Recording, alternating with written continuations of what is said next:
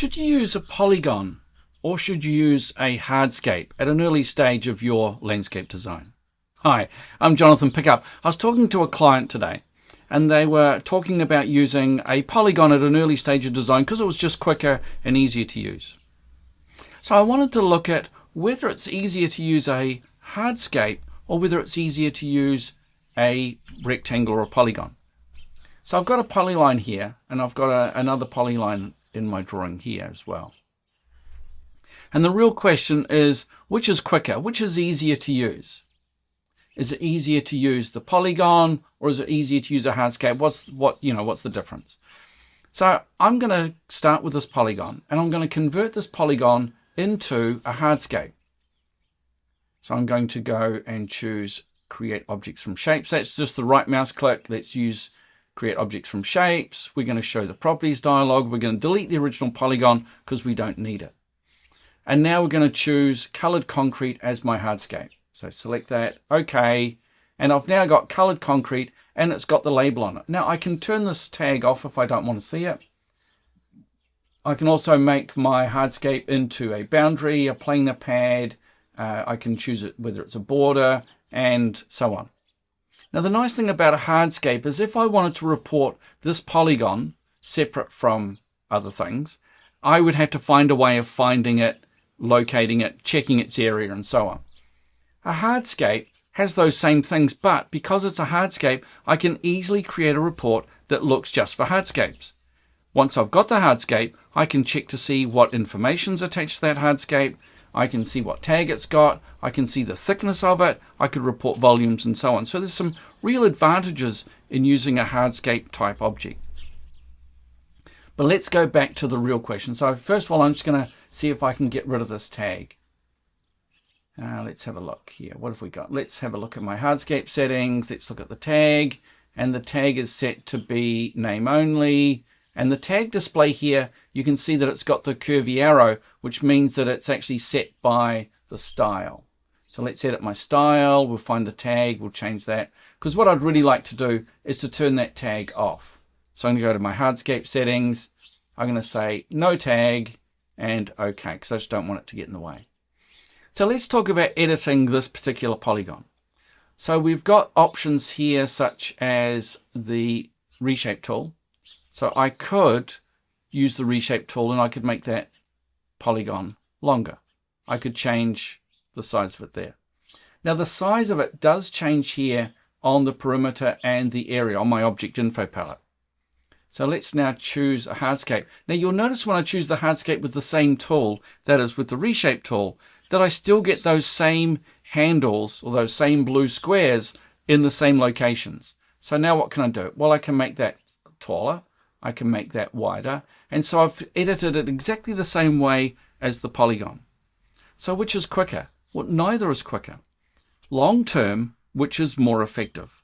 Because later on, I'm going to have to convert this to a hardscape in order to be able to quantify the size and the area and the volume of that. This already has that information attached. If I create it right from the beginning using my hardscape, then I get it straight away. All right, so what about using other tools like the clip surface, clip tool? I can split that. You might notice that I've actually split it rather than using the remove. So let's remove a portion of that.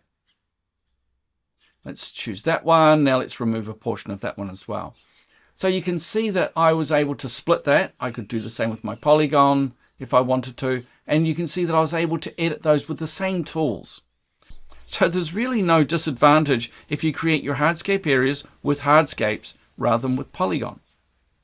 There's a huge advantage. And the advantage is that later on in the design, you're going to be able to use the hardscape to do things like volumes, site modifiers, scheduling, the graphic legend, and so on. So what am I suggesting? I'm suggesting that you actually use hardscapes if in the future you're going to need hardscapes.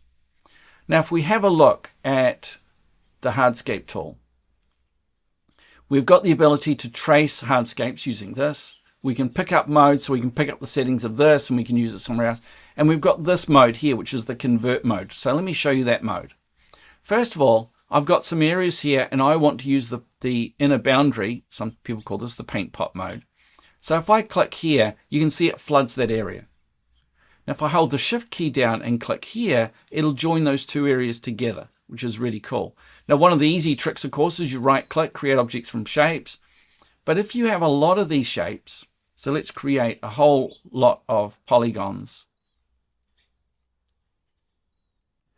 So let's add those all together, add surface, there we are.